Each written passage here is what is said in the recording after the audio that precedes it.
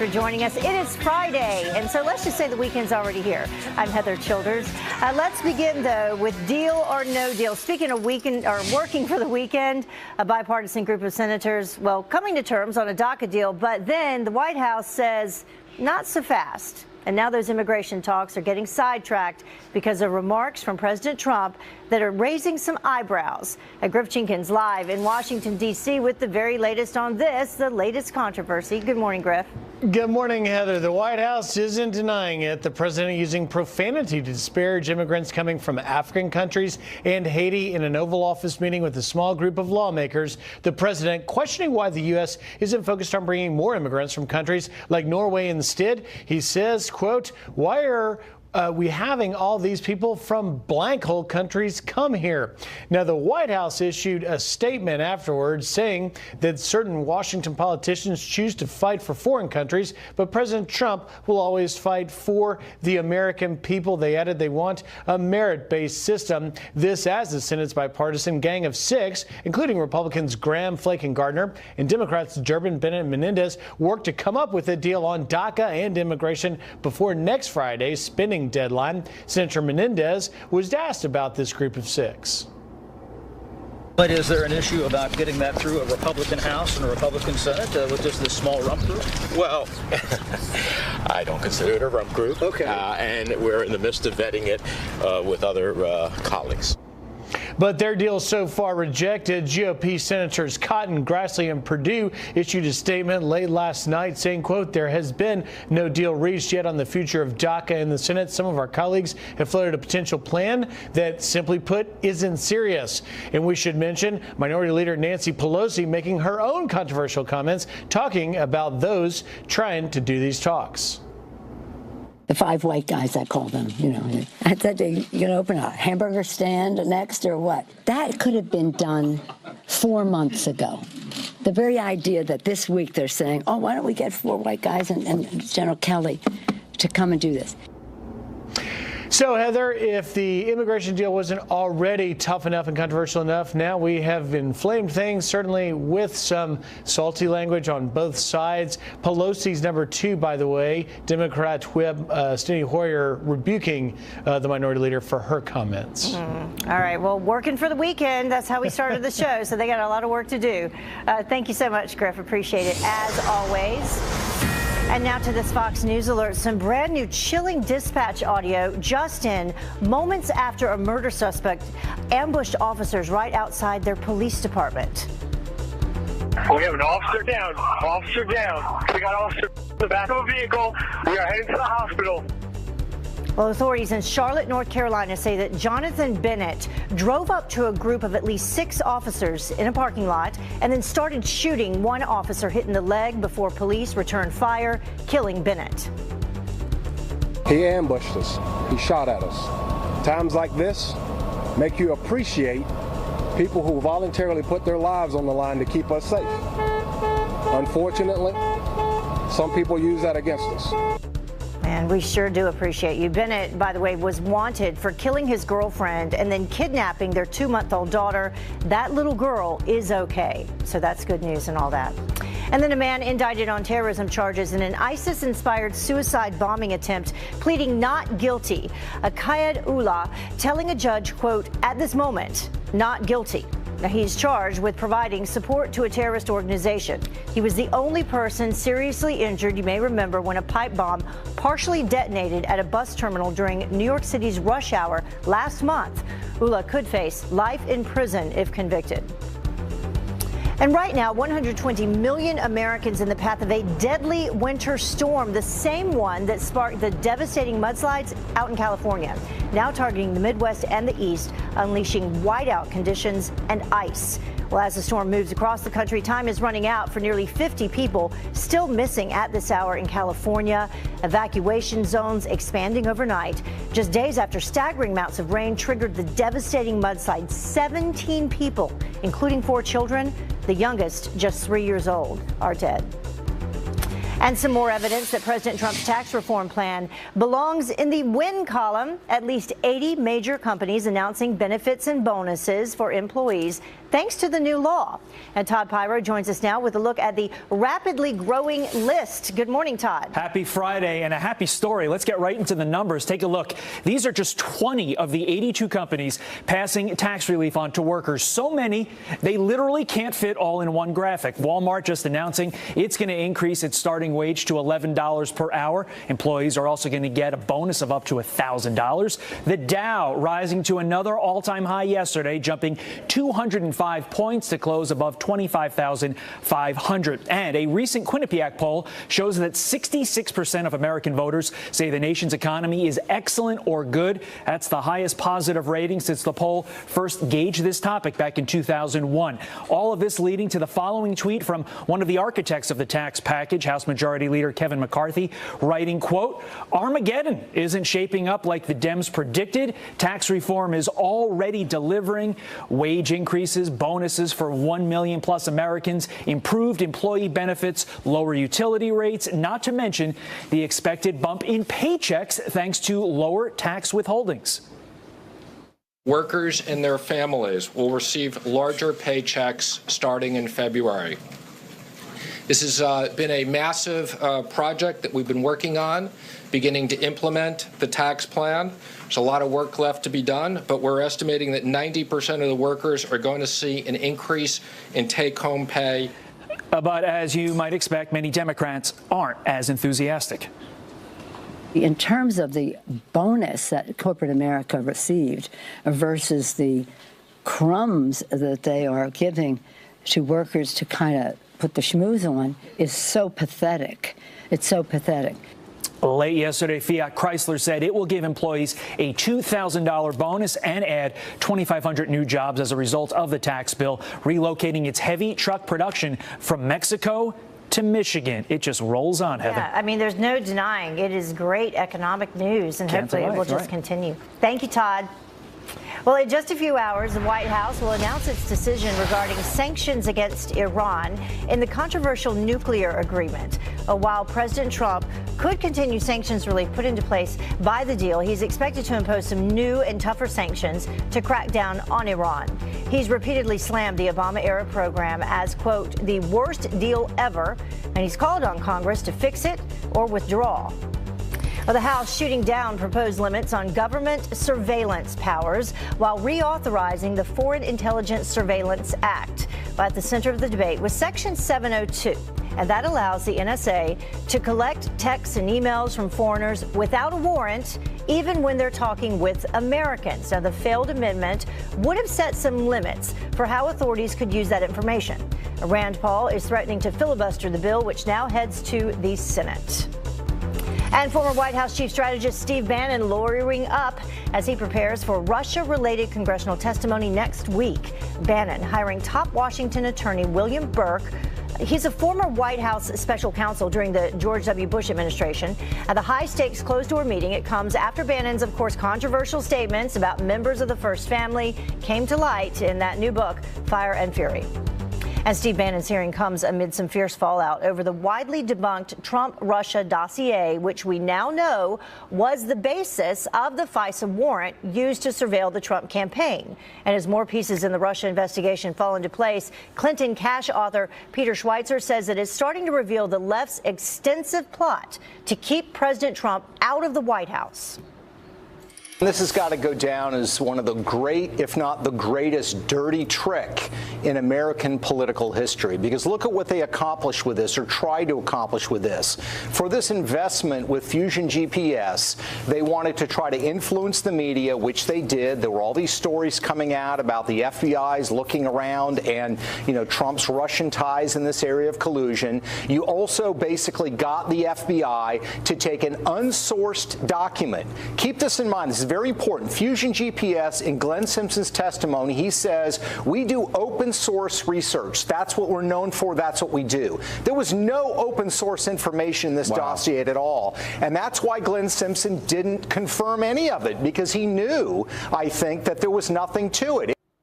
Well, Schweitzer is referring to the transcripts from an August hearing with Fusion GPS co-founder Glenn Simpson, who refused to tell Congress how his company verified the dossier before releasing them to the media. And of course, Dianne Feinstein released that entire testimony. Well, the Time's Up movement taking over another award show. The Big Sick actor and writer using his speech at the Critics' Choice for the Best Comedy Award to specifically thank all white men. I guess I want to thank Judd and Mike and Barry, all the white men that have allowed us to stand here today. They're truly, without you, we'd just be not here. And then there's this. The winner for Best Actor, James Franco, did not attend the awards show. The absence coming just hours after 5 women accused him of sexual misconduct, which he denies. And the time now is 11 minutes after the top of the hour. That's a lot of news, right? Well, we still have more. Lawmakers greenlighting the program, allowing the NSA to spy on internet communications. So what does it mean for your life and your privacy? Our next guest, a retired CIA senior intelligence officer, breaks it all down for us. What do we call people that go willy-nilly through life just doing things because it feels good? Welcome back to Fox and Friends. First, the debate between privacy and security coming to a head. The House just rejected changes to the NSA's controversial spy program. So what exactly is the FISA Act and how does it impact you? Joining me now to explain is CIA Senior Intelligence Officer Daniel Hoffman. Thank you so much for joining us. First of all, appreciate it very much. My pleasure. So specifically, we're dealing with Section 702, which was set to expire on January 19th. Explain to us specifically, what is this section that's in question? Yeah, well, this section, which was authorized in 2008 and was disclosed in 2013 by Edward Snowden, allows for the collection of correspondence, communication, when a foreigner is involved. Either the sender or the receiver must be a foreigner. U.S. persons cannot be targeted. If there is inadvertent collection of an American citizen or a U.S. person, then that information must be destroyed unless there is evidence of a crime. There's significant oversight of this program. There's a FISA court which provides oversight, and from the perspective of a retired intelligence officer, I can tell you that I really felt like the debate was a good thing to have, but I also believe that this is really important for our national security. And why is it in question to begin with, though? The question is how much information is shared in terms of what is collected with Americans who may be caught in the crossfire? That's the problem? A little bit. I think some of the challenge we faced was rectified last spring when the NSA, on their own volition, made some changes. And rather than target the body of an email, which is called about collection, so if there was a foreign target mentioned in an email, then we could target that email for collection, they eliminated that. So there has to be a foreigner on one end or the other, receiving or sending. And that did eliminate some of what I would call lawful collection. Right. But it also played to the concerns that many have, including Senator Paul, about the privacy of American citizens. And it's a fair debate to have, but I think we all need to remember that, look, we're under great threat, and we really don't want to turn off what could be very valuable intelligence collection to protect our citizens. Yeah, it's a fine line when you start talking about, individual rights and rights to privacy, and then at the same time you absolutely want to keep all of our citizens, ourselves, safe from terrorism, and the terrorism threat is obviously very, very real here in America, as we've seen. In terms of the crime that you mentioned, the crime element, could it be potentially any crime, and who's determining if a crime is involved? There's a very rigorous process when it comes to managing the U.S. person element of the collection. I can tell you I've been on the other end where the names have not been revealed, and there's a very rigorous process in order to know who that person is. There has to be a real reason to know that, and it goes through a very, again, serious process. But I would also highlight, too, look, there are U.S. persons who are members of al-Qaeda. There could be U.S. persons who were themselves targets of threats. And there have been U.S. persons, family members, in contact with terrorists. And so there are legitimate reasons why the FBI might need to know that information. But it goes into the law enforcement channel, and there's a tremendous amount of oversight and respect for the law when they do that. Yeah, and we have to trust that. Absolutely. Right. Daniel Hoffman, thank you so much for joining us. We appreciate it. My pleasure. Yeah. Well, the time now is about 19 minutes after the top of the hour, and President Trump has vowed to make America safe again by taking down the notorious MS-13 gang. We will find you, we will arrest you, we will jail you, and we will deport you. They're animals. This morning, some brand new proof that the president's hardline policies are working. And do you remember when Time magazine got it all wrong, predicting President Trump would melt down and lose the election? Well, yep. Welcome back. Another low blow to our commander-in-chief coming from Time magazine. Look at this. This is their latest cover. You can see the president's hair on fire, paying tribute to his one-year anniversary of being in office later this month. Employees from Time say that it's a reference to the title of Michael Wolff's controversial book, Fire and Fury, along with President Trump's comments about North Korea. And you may remember Time also issued this cover depicting a meltdown just months before his historic presidential victory. And the hit ABC show Last Man Standing could soon be making a comeback. What do we call people that go willy-nilly through life just doing things because it feels good? Democrats. Well, fans petitioning for the show's revival, convinced that it was canceled because of its conservative views, despite its high ratings. And the show's star, Tim Allen, responding to the support, telling Fox News exclusively, quote, "The support from all the fans to bring back Last Man Standing is truly overwhelming to me and so appreciated." He added that the rest of the cast and the crew could definitely entertain the idea of bringing the show back, and that is a quote. And the push comes after Roseanne Barr revealed her character in the upcoming Roseanne reboot is a Trump supporter. And this is why people hate Hollywood. That is the message from Rob Lowe to Bella Thorne, the actor slamming the former Disney actress over this insensitive tweet about the deadly California mudslides. Look at this. Thorne writing this on Twitter. "Blank the 101 to Santa Barbara. I'm missing my boyfriend's first date on his tour." Lowe posting a screenshot of the tweet and then saying, "We'll try to move out our dead quicker." Thorne has since deleted the post. And model Chrissy Teigen slammed for her day at the park. Instagram followers calling out her photo of sliding down this slide with her daughter. So what do you think is wrong with that? Well, apparently a lot of people claim that it was unsafe and that it could break the toddler's legs. But other fans jumped to her defense and told critics to stop mom shaming. Teigen fired back with this quote saying, "Wish you guys would have told me about the leg thing earlier. They broke, both of them, and everyone else's in the park broke too, just from watching it happen. There are so many broken legs here." Obviously, she's being a little smart aleck there. Well, getting married in Vegas, it's supposed to be easy, right? Well, but now it just got a lot easier.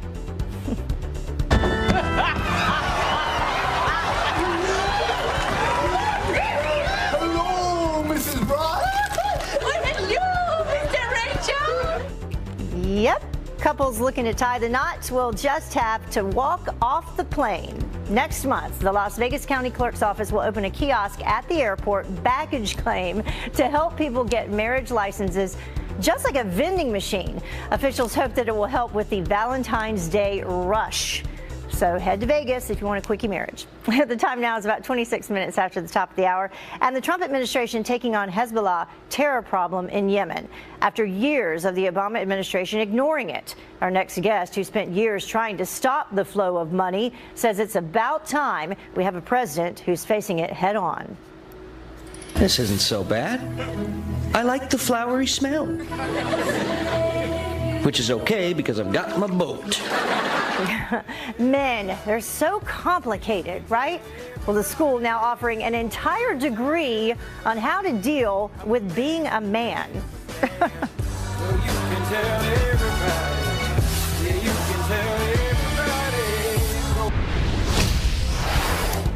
Well, the officers who planned the Niger mission that left 4 American soldiers dead could face punishment. Military officials telling CNN that the officers may be reprimanded for not following correct procedure. The soldiers died in October when ISIS-affiliated militants attacked during a patrol. The military is set to release its final report on the ambush at the end of the month. President Trump possibly extending an olive branch to North Korea, saying that he probably has a, quote, very good relationship with leader Kim Jong-un.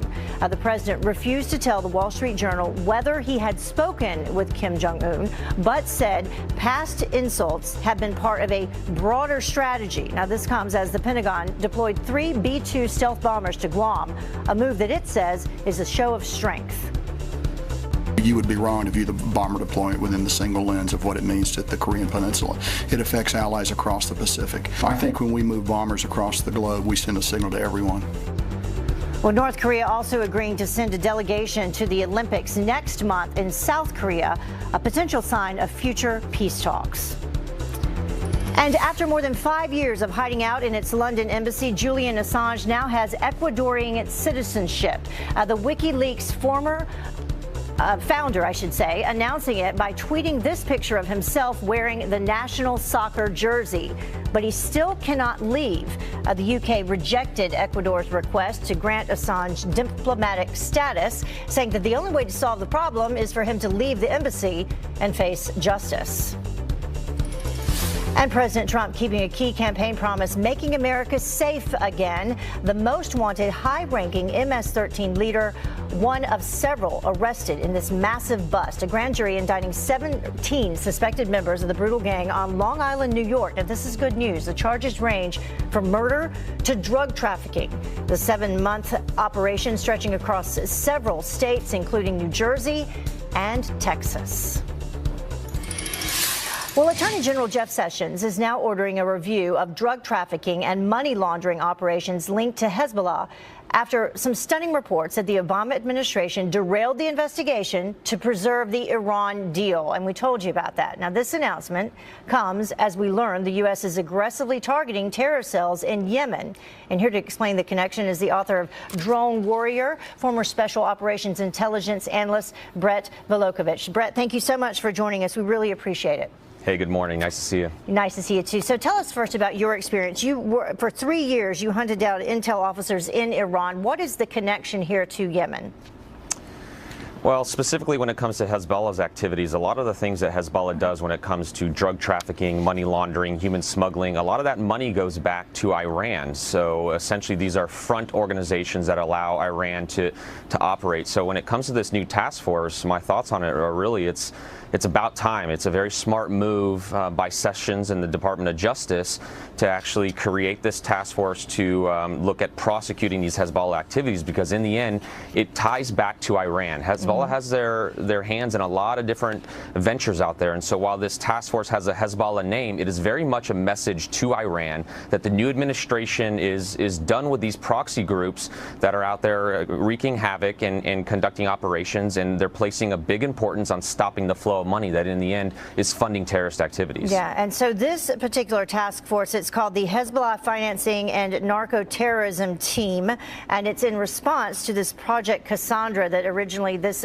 broke in Politico, and we have this article, a quote from it back in December, says that the article was titled "The Secret Backstory of How Obama Let Hezbollah Off the Hook," and it alleges, quote, an ambitious U.S. task force targeting Hezbollah's billion-dollar criminal enterprise ran headlong into the White House's desire for a nuclear deal with Iran. So now we have this project put together by the Attorney General Jeff Sessions. Where do you see it moving forward?